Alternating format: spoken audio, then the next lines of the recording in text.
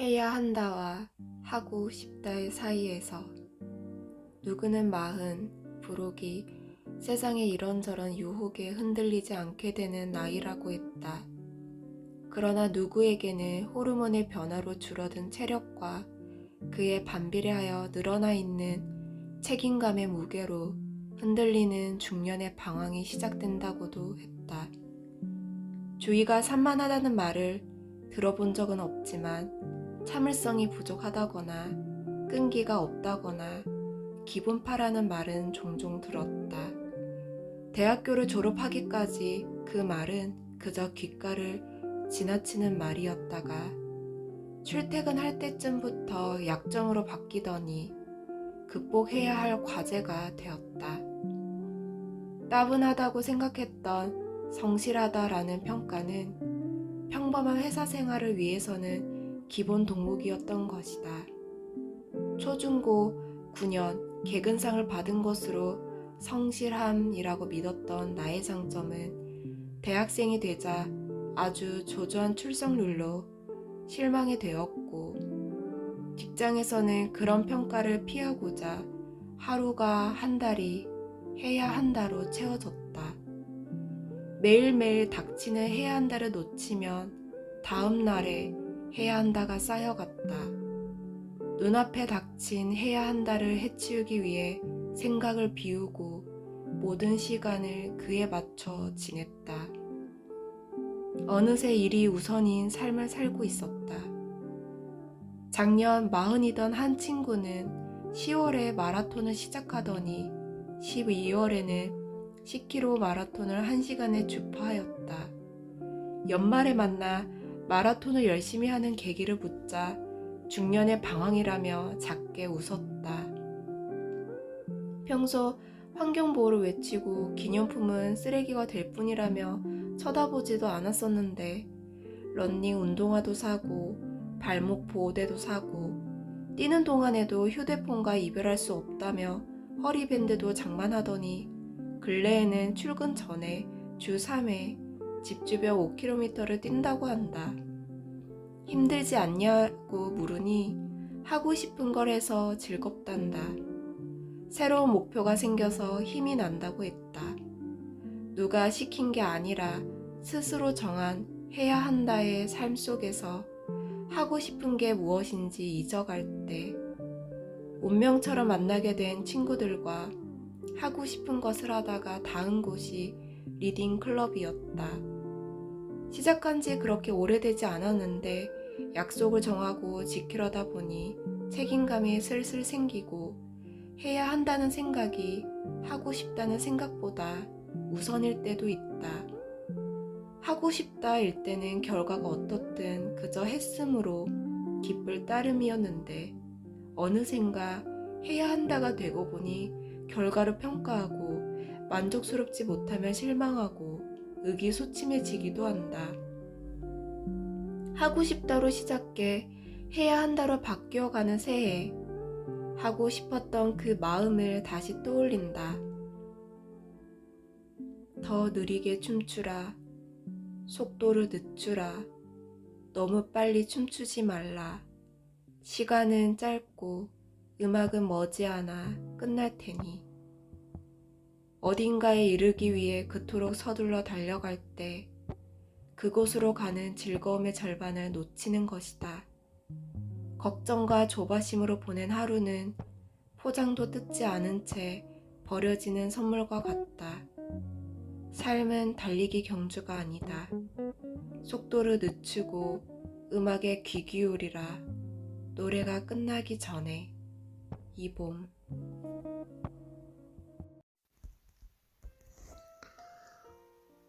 책임감, 헌여름. 하나.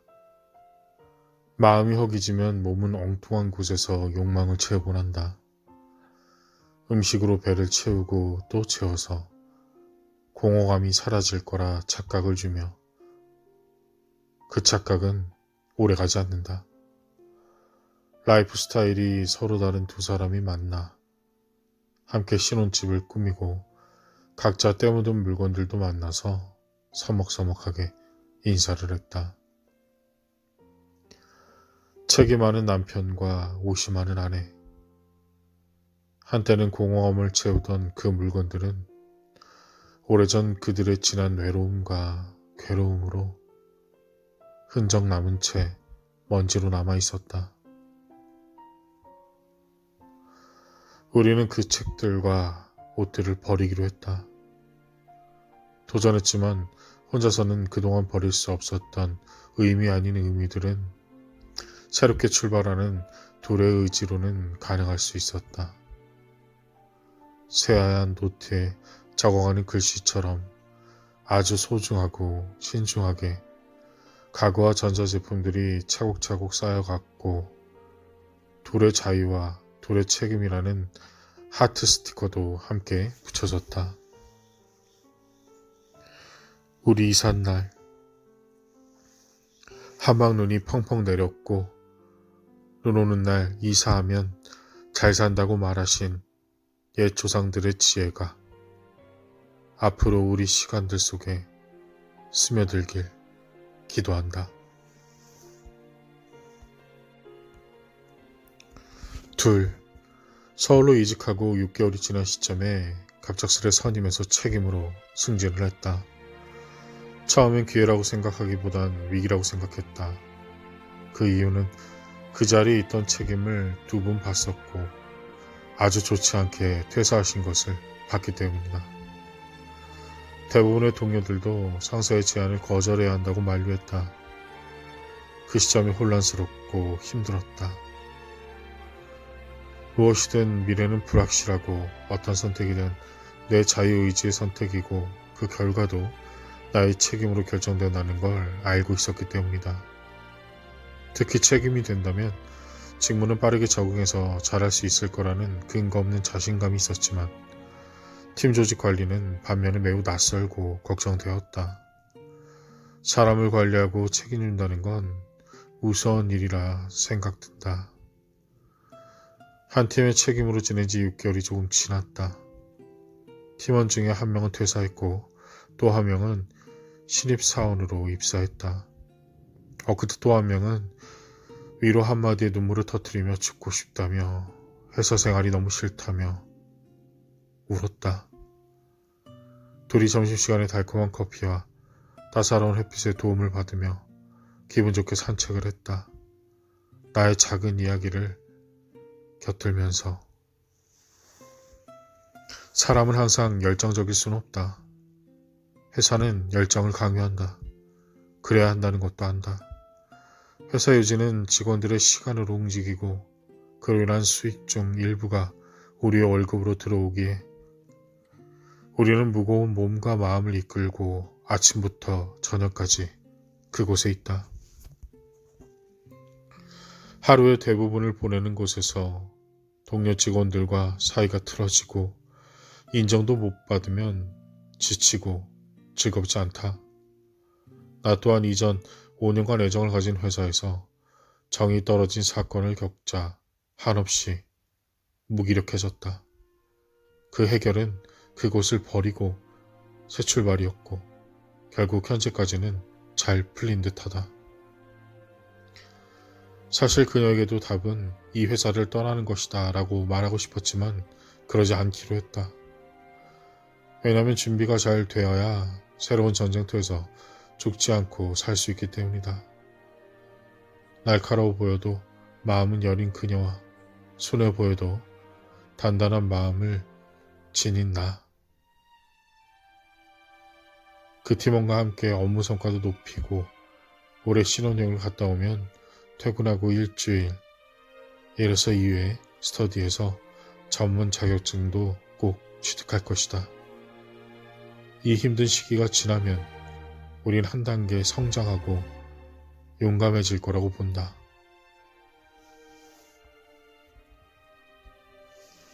셋, 크리스마스 연휴에도 제안서 발표를 준비했던 5개월짜리 신입 책임은 8월짜리 교육사업 수주를 4점 차이 아쉽게 2순위로 떨어졌다. 과정보다 결과로 판단되는 전쟁터에서 끔찍한 연말을 보내게 했다. 힘없이 퇴근하고 침대에서 윤성학 시인의 소금시를 보며 세상은 소금이라고 생각 들었다. 그것도 매우 짠 소금. 로마 병사들은 소금 월급을 받았다. 소금을 얻기 위해 한 달을 싸웠고 소금으로 한 달을 살았다. 나는 소금 병정. 한 달 동안 몸 안에 소금기를 내지고 월급을 받는다. 소금 방패를 들고 거친 소금밭에서 넘어지지 않으려 버틴다. 소금기를 더 잘 씻어내기 위해 한 달을 절어 있었다. 울지 마라. 눈물이 너의 몸을 녹일 것이니. 마지막 구절과 달리 시를 보며 울고 있었다. 눈물이 나를 녹인다.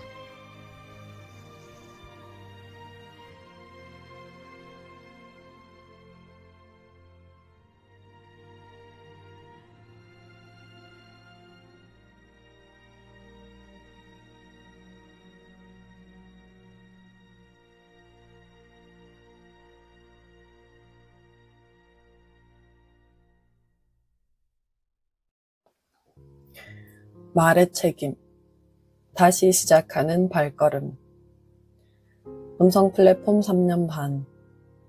본격적인 크리에이터로 삶의 부부를 나눈 것이 이제 8개월이 지나가고 있다. 코로나와 더불어 음성 플랫폼이라는 공간에서 만난 인연들. 적지 않게 삶의 방향과 가치가 달라질 것 같다. 다양한 사람과 다양한 사건들, 인정과 성숙, 오해와 편견들을 겪으며 많은 것이 달라짐을 안다. 이젠 나의 오래된 닉네임을 제법 알아주는 이들. 그들과의 대화와 익숙함 사이에 묘한 감정 교류가 보인다. 카카오음에서 만들었던 주식회사 박내냥금. 흐름으로 가고 나이트를 깨보려 이런저런 시도도 했고 사람을 잃기도 했고 생각지도 못한 사람들과 생긴 연과 연. 이제는 유튜브와 여러 채널에서 이전에 하지 못한, 아니 감히 생각하지 못했던 일들을 하며 제법 자연스러워졌다. 가지고 있는 크고 작은 나의 쓰임으로 잘 버무려 섰고 그것을 하나로 꺼내 보이는 것이 얼마나 매력적인 일이며 떨리는 일인지 지금은 잘 알고 있다. 어쩌면 팬데믹을 경험하지 않았다면 감히 상상도 하지 않았을 현실에서 내가 얻은 것은 시절이 아니고 거저 얻게 된 경험은 더더욱 아니었다는 생각이 든다. 반드시 해야 할 일들이 생겼다. 때로 본의 아니게 늦어지는 경우가 있어도 안 할 수 없는 일들이 생겼다. 적어도 내 마음에서는 그렇게 종이 울린다. 이 일은 그만큼 중요한 일이니 그냥 넘기지 말라고. 한 달 혹은 2달의 스케줄을 짜고 무엇을 어떻게 할지 결정을 하고 어떤 내용을 전할지 다이어리를 본다. 신기하다. 나는 딱히 계획적인 사람이지 않았다. 그럴 여유도 없었지만 그럴 만큼의 열정도 남아있지 않은 줄 알았다. 그런데 자리가 사람을 만드는 것인지 그동안 차곡히 쌓인 컨텐츠와 크리에이터로서의 책임감 때문인지 일주일의 스케줄 중 하나가 삐걱거리면 마음이 불편해진다. 싫지 않은 불편함이. 갈 길은 멀다. 할 수 있는 일을 다 할 수 있을지, 그럴 수 있는 시간이 엄마로, 아내로, 딸로 살아가는 나의 일과와 조율이 될지 알 수 없다. 더구나 노력이 들어간 만큼 보상이 올지, 이도 저도 아닌 채 그렇게 사라질지. 다만 소망한다. 내 머릿속에 쌓여있는 것들을 느리지만 풀어내고 싶다. 지금 할 수 있는 일들을 더 이상 미루지 않고 즐겁게 하며 나를 좋아해주는, 아껴주며 사랑해주고 기다려주는 그들과 함께하고 싶다. 그게 어떤 형태로 남고 얼마나 이루어 나갈지 매일이 즐겁지는 않겠지만 조금 더 먼 훗날, 오늘은 좋은 날인 시절로 만들어가고 싶다. 책임감이라는 주제를 가지고 글을 써야 하는데 잘 써지지 않는다. 난이도가 거의 최고 등급이라고 해야 할까? 목숨 하나만을 남긴 마리오가 된 기분이다. 스스로를 책임지는 것도 버거워 방치하는 쪽에 가까운 사람이 나 같아서 안 그래도 괴로운데 책임을 머릿속에 떠올리는 것도 모자라 글을 써야 한다니 숨이 막힐 지경이다. 리딩클럽. 글 좀 잘 읽어보자고 시작한 모임이지만 어느샌가 내가 수정을 자처하더니 완장짓을 하고 있다. 누구보다 권위가 싫다, 반골기질이 있다 떠들어대면서 왜 그렇게 되어버린 건지 생각해보면 웃기면서도 씁쓸해진다. 타인의 약점을 잘 알고 싶거든 그 사람이 내뱉는 욕을 주의 깊게 들어보라는 말이 있다. 예를 들면 공격의 대상에게 못 배웠냐고 욕을 해대면 자신이 배움에 대한 콤플렉스가 있다는 말로 이해를 하면 된다는 식인데 진이는 알 수 없으니 상당히 그럴싸하다고 생각했다. 죽도록 싫다고 말하는 건 어떤 면에선 그게 나이기 때문일 수도 있다. 책임이 싫다고 말하는 건 어쩌면 책임을 다 졌을 때 얻어지는 과실만이 좋고 과정은 스킵되기를 바라는 나의 그릇된 태도가 보이기 때문이 아닌가 싶다. 나의 값을 한다는 건 감정을 드러내지 말고 관조하는 태도로 타인을 바라볼 줄 아는 것만으로도 이미 훌륭한 어른으로서 제대로 값을 치르고 있는 게 아닐까? 그러나 난 그저 애새끼처럼 해줘를 세상에 고래고래 외치고 있는 중이다. 아무것도 안 해도 나 좀 사랑해줘, 기억해줘, 생각해줘, 해줘. SNS를 보다 보면 열등감에 사로잡힌다. 전시된 행복에 결과에만 매몰돼서 슬퍼진다. 사실 뜯어놓고 보면 행복을 얻기까지 그들은 무엇인가를 책임지고 노력해왔을 것이다. 그건 외면하고 결과만을 보고 있는 셈이다. 하물며 그게 진짜 행복일지 내가 어떻게 알지? 도플갱어를 보거들랑 죽여야 한다는 말은 정말 맞는 걸까? 스스로를 사랑하라며 나와 같은 사람을 보거든 애정을 줄 수 있다는 선택지보단 나 역시 죽여야 한다는 것에 고개가 끄덕여진다. 해줘를 외치면서 해줄 수 있다는 것은 꿈에도 생각하지 않은 그런 놈을 어떻게 사랑해? 나를 좀먹는 착각 하나가 있다. 받은 적이 없어서 줄 수 없다는 착각.